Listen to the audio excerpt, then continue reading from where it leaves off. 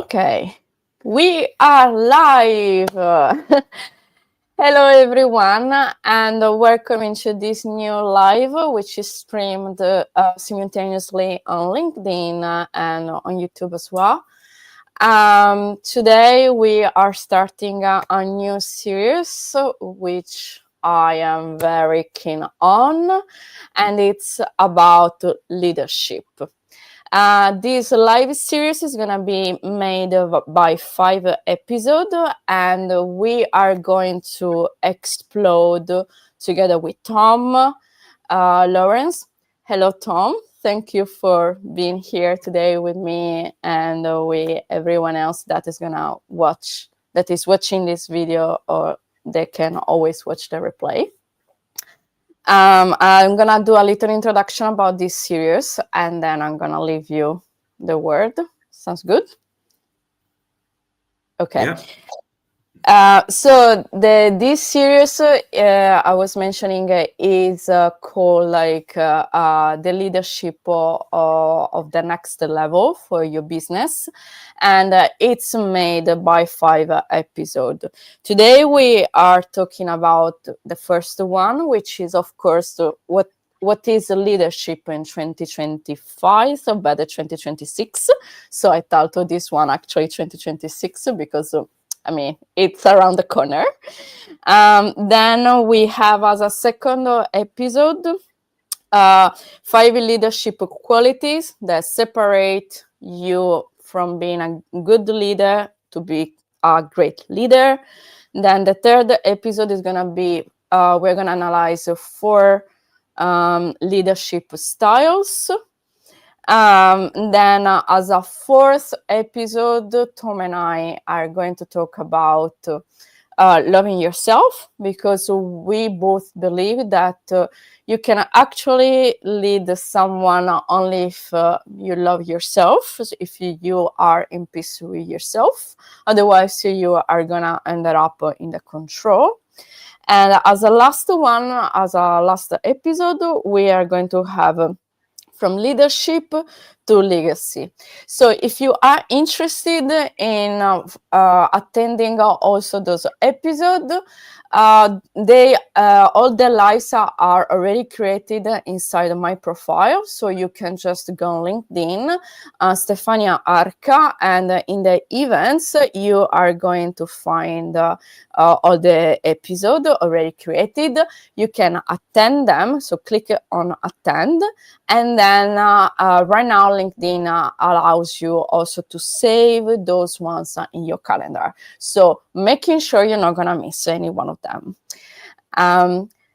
After this introduction, I want you, Tom, to thank you again for being here today with me. Tom is a leadership coach. He's very... he really does know very well the topic about leadership. He helps already a lot of leaders, and I think that you can just start. You can just say 2 words about yourself. Yeah. Well, thank you for that introduction, Stefania. As you say, I'm a leadership and personal growth coach. I'm also a leadership and personal growth mentor, speaker, and author. So far, I've written 5 books on personal growth and leadership. I've got a 6th book coming, which will be getting self-published on Amazon on the 31st of January 2026. So that could be a good start to your leadership 2026, is to buy my new book. And yeah, so I think that's about me. Good. So let's start immediately with this live. The topic about this live, which is what actually is leadership in 2026.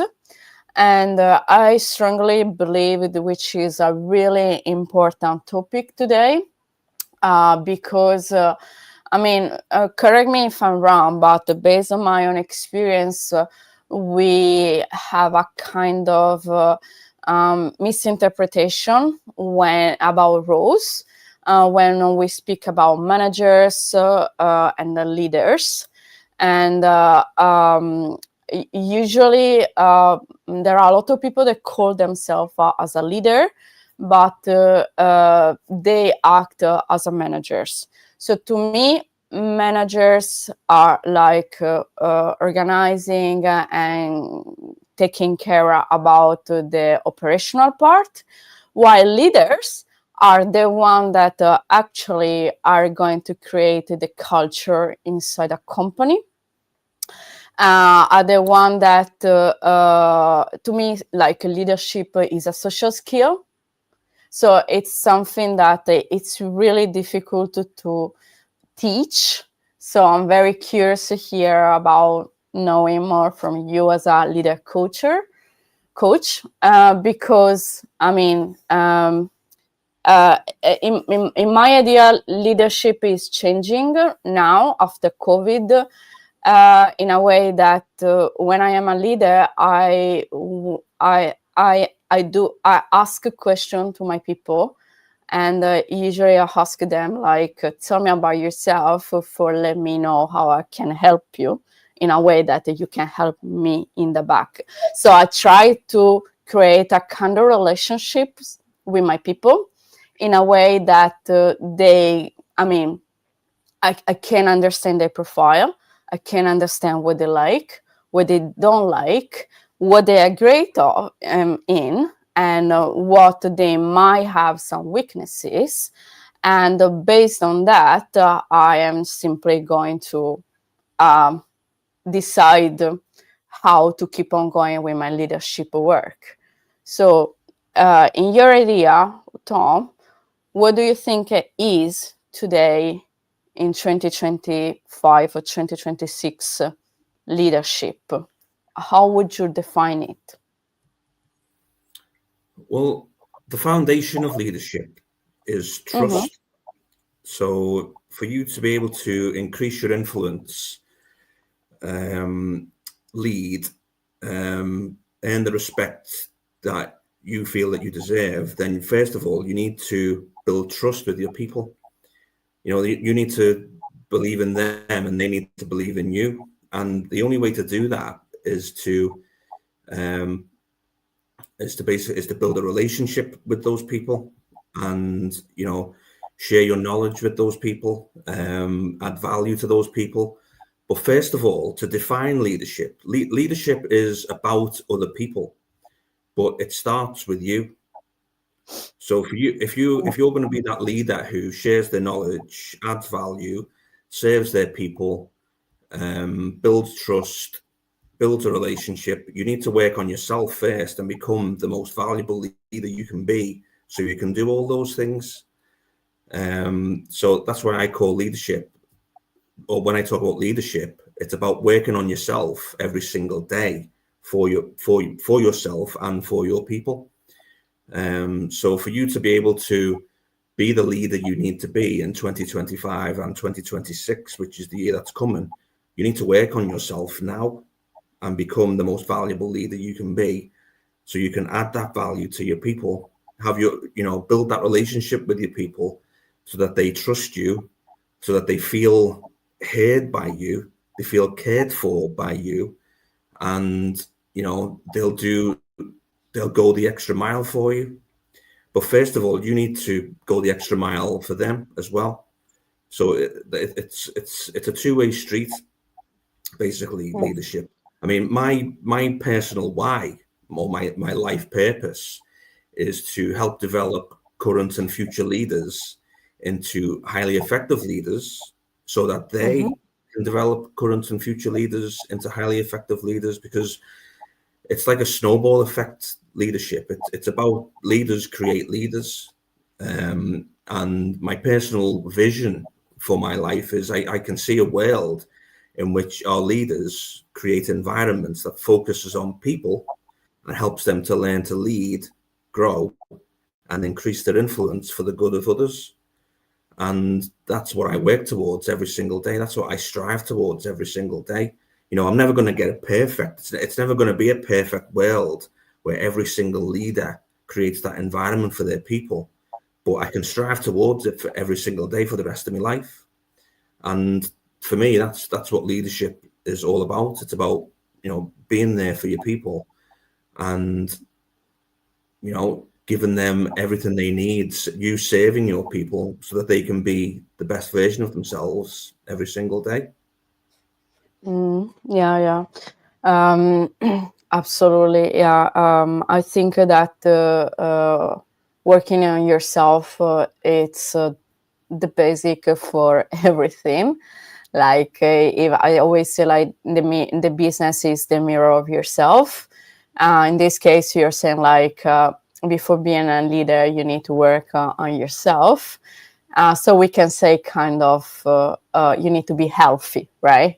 Because if you have the health, you can also do your work. In this case, what would you look at in terms of working on yourself? Like, I assume maybe you shouldn't have doubts, or are you allowed to have doubts? So what exactly do you mean by working on yourself, since it's the basic? Well, the way I work on myself is, I build up my own knowledge. I read leadership books. I watch YouTube videos on leadership. I read blogs. I write. I write every single day. What I write is my own life, my own lifelong leadership journey. And what I try and do every single day is all the leadership principles that I've learned throughout my life is I put them into practice with my people, with people who I work with people in my personal life. And if they work, then I'll write about it. If they don't work, I'll still write about it, and try and learn from it. And because one of the most, or one of the best ways you can sort of strive towards what you feel is success for you is by making mistakes and learning from them. So what a lot of people, when they use the sort of the mistake or the failure as like as an excuse to give up. And I've got to admit now, like there's times, and since I've started doing this type of thing on working on leadership and trying to become a leadership coach and an author, is I've felt to myself a few times, I want to give up on this now. I've made too many mistakes. But no, you keep striving, you keep working on it, you keep learning, and that's what leaders are learners at the end of the day. And when you're working on yourself every single day is about learning about new things, growing your awareness, and sharing your experience and sharing your knowledge with people.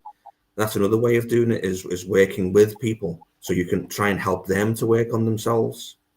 And that's a way the best sort of way for you to become successful in life is by helping someone else to become successful. And that's the way I see every single day of my life. I mean, even if it's just a small, like one post on LinkedIn, I'll put a post on LinkedIn. That's me work. That's how I see myself working on myself. Exercising, like 5 times a week. I have like a routine because it's good for the body and it's mostly good for your mind.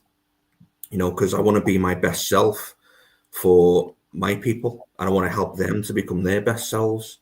So it's helping them to work on themselves as well and becoming the best version of themselves. And that's, it's not an easy thing to do. I mean, some of the people who I've worked with or tried to work with don't believe in what I say. They don't believe in the sort of leadership principles that I share. And to be honest, it's because of their life experience that they've had, and their work experience, that they've probably sort of got to that stage in their lives where they're not willing to bring in or accept new things anymore. They don't like change, because and it's hard to sort of break down those barriers in people. But I don't give up on them.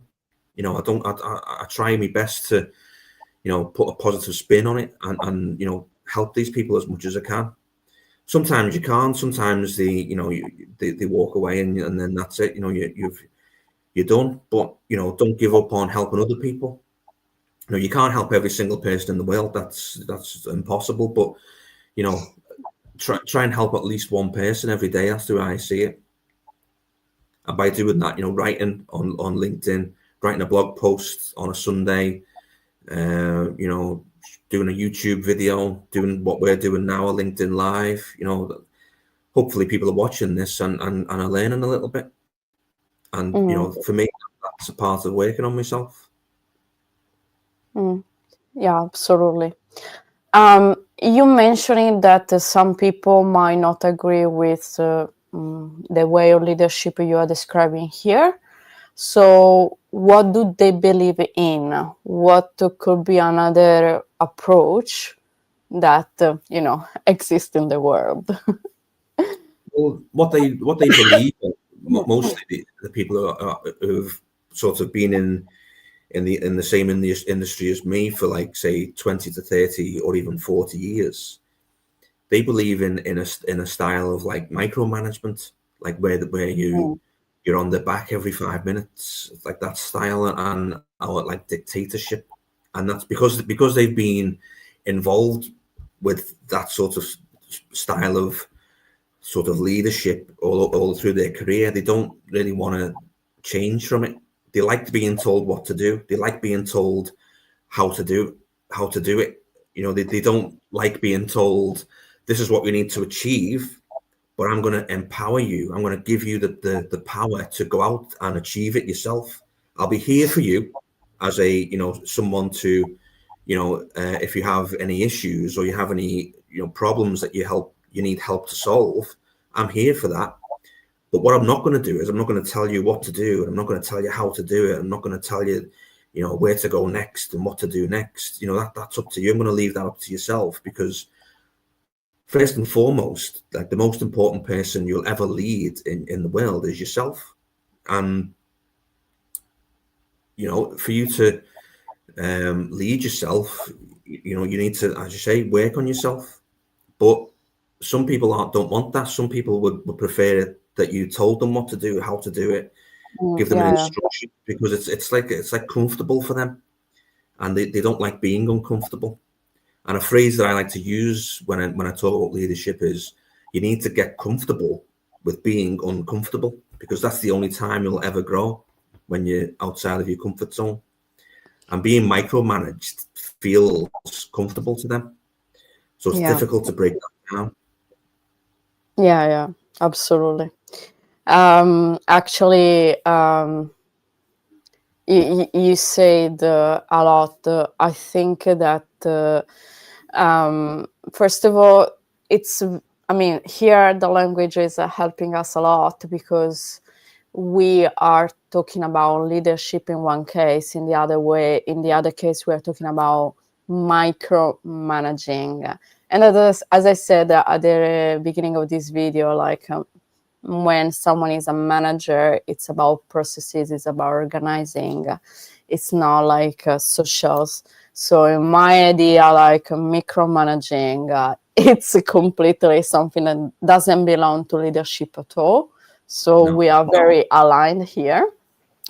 And I know that, unfortunately, too many people still believe in micromanagement.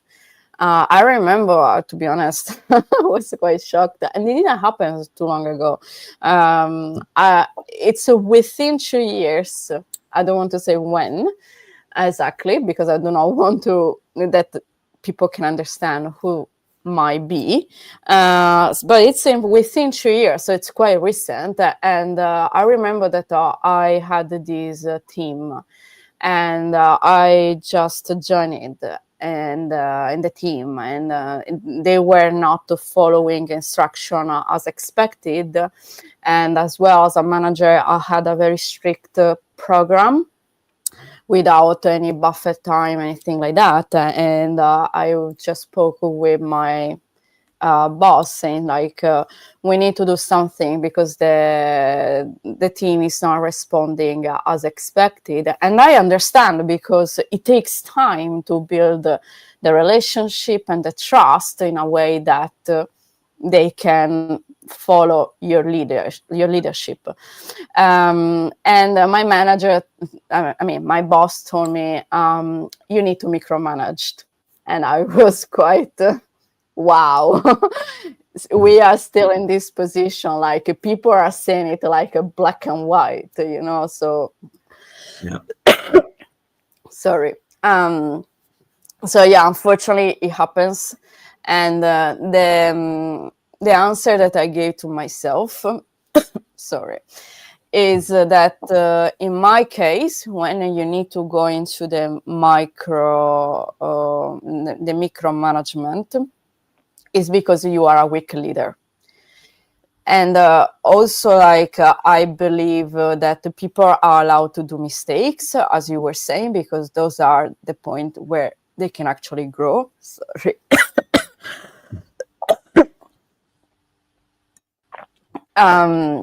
So people can actually grow while they do mistakes. So of course, you need a balance between the mistake that they can do and the one that they can't do. So somehow you just need to guide them in a way that the mistakes are controllable, but at the same time they are enough for allowing them to grow.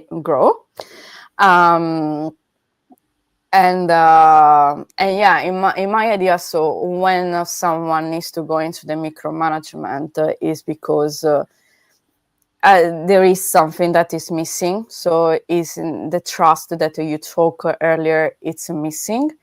People can't see a guide in that person.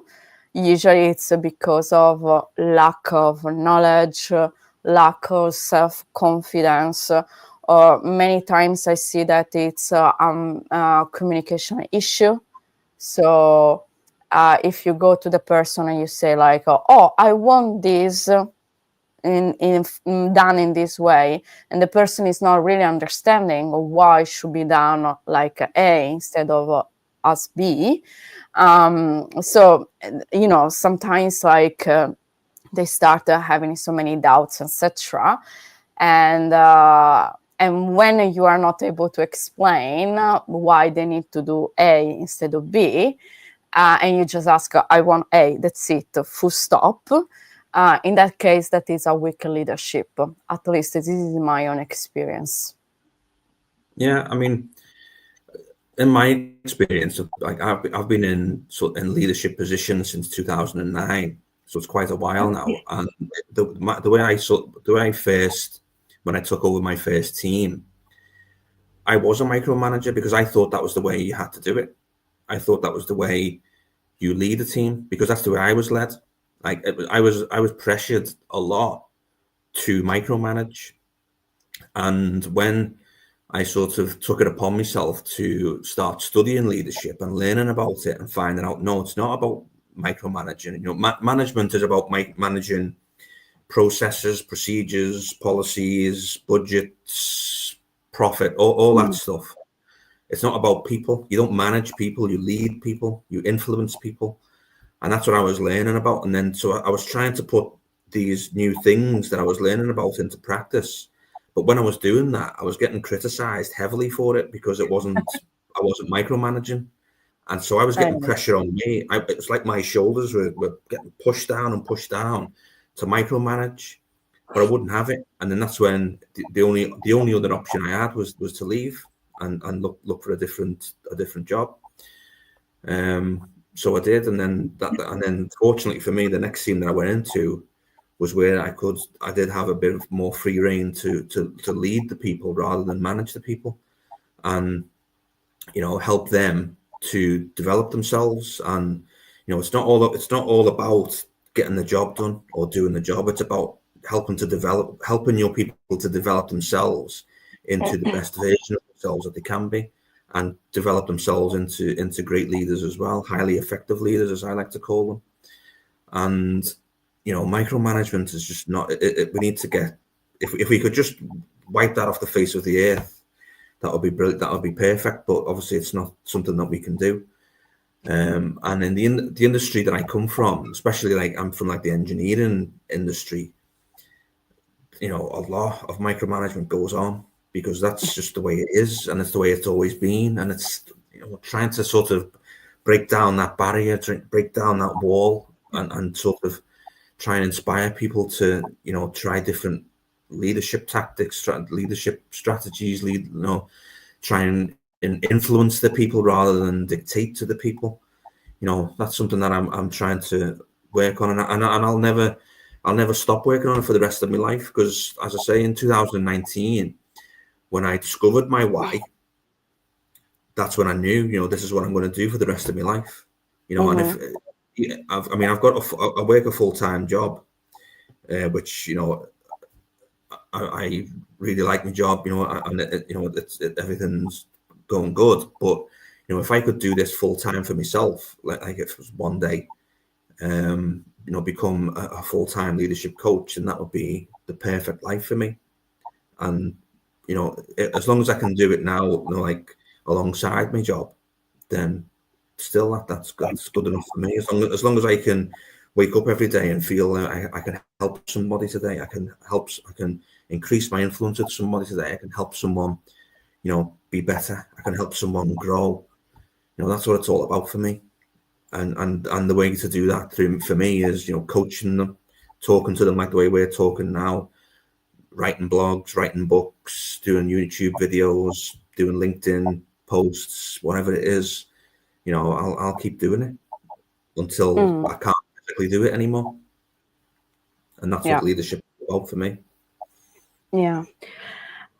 We are already 27 minutes. This live should be half an hour, so I just move quickly to comments, and then let's see if we still have time. So I have one comment from YouTube, Akipaji. Hi Stefania, don't you feel lower backache due to sitting for long hours during lives? No, really. In a way that I'm not always live, and in any case, I take care of my body with exercises, especially yoga, which I usually address it as a counterpose against too many hours seated in front of a computer. So I solve it. It's just like listen to your body. And you can do both. So you can sit, work, doing lives, and also taking care of yourself. Then there is Gary that says, having an open mindset helps. No one has to believe us, just listen and understand our truth. Similarly, we have to listen and understand their truth, especially if our beliefs are different. Celebrate our different thought is diversive thinking. And then there is another one that says, I think micromanaging as a form of directed leadership. Okay. Good for short-term result, not good for mentoring and people development. In other words, not good for long-term goals. Not good for developing leaders unless the goal is to only build followers. I'm not even too sure that actually it's good for short-term goals, to be honest, because in any case, people are not responding as you expected. Based on my own experience, when someone wants micromanaging, they want to they want the result as Stefania is gonna do them, but no one else in the world can be like Stefania. So no matter what, because you're not explaining what kind of result you want, because you're just saying I want this, the final result is just like to me that you're not getting even short result as expected.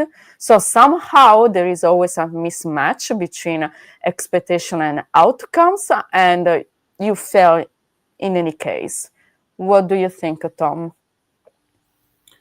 Hello. Yeah, like the way for me, if you want a result from your team, then the best way to do that is to sort of basically tell them what you want the team to achieve, what you want the result to be, but then work with them on how they're going to achieve it. So the way I do it is, if I get a whiteboard, write what the goal is at the top or what the result is at the top, and then say to the team, get everyone together and say, right, see that goal there, that result there, how are we going to achieve it as a team? What do we need to do? And then have the team come to me saying, well, what if we do this? What if we do that? And then I'll write it all down. And then from everything, once we've exhausted all those ideas, everything that we write on the whiteboard, we'll turn that into a proper plan. You know, some ideas we'll have to get rid of because they won't work, but the ones that do, we'll turn that into a plan, and then we'll give action owners to each part of the plan. And then that's how we do it. So it's not me telling them what the goal is and then telling them what to do. It's me telling them what the goal is, but then them telling me how to do it. So then so you tell them what to achieve, not what to do. That's the best way to lead your team, I think, if you know, for you to get a certain result that you want. Which is always leadership, is not micromanaging. That's exactly it. So in any case, you do not believe that micromanagement works for achieving goals in the short term? Not micromanaging people. If you manage, you know, if part of it is managing the policies, procedures, all that stuff, all the admin-y type things, then yeah, because that's going to be part of it. Isn't it like a project plan? For you to develop a project plan, that needs managing. You have project managers who do that. So, you know, but you don't micromanage people. No, you lead people, you influence people. But as you say, like as we've said, you know, like you do have to do some type of managing, but not people, not with people. I really like this tip that you give us here. The one that you take a whiteboard, you just ask people, what do you think? You're writing down. And this is great because everyone feels really part of the team, which is the feedback usually I always receive, like I can't feel part of the team, or like I don't know where we are going. I have my little secret garden, as I like to call it. But they are not a part of the overall. So this tip is really, really useful, Tom. Thank you so much for sharing it because it's lovely. Do you want to add anything more about this topic? No, I think we've covered quite a bit there. I think that was quite good. Enjoyed that. That's good. Okay, thank you so much. I think it has been a really lovely half an hour together. I can see like we have comments from YouTube and LinkedIn. A few are hi, so hi guys. And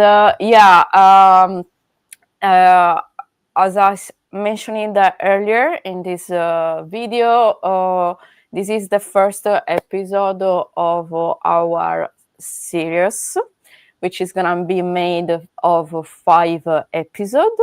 So join us together in 2 weeks' time for the second episode. And if you have any questions, in the meantime, during these 2 weeks, Tom and we are available on LinkedIn with DMs. So please feel free to contact us with a DM or with a comment below our post. And we will be more than happy to answer you.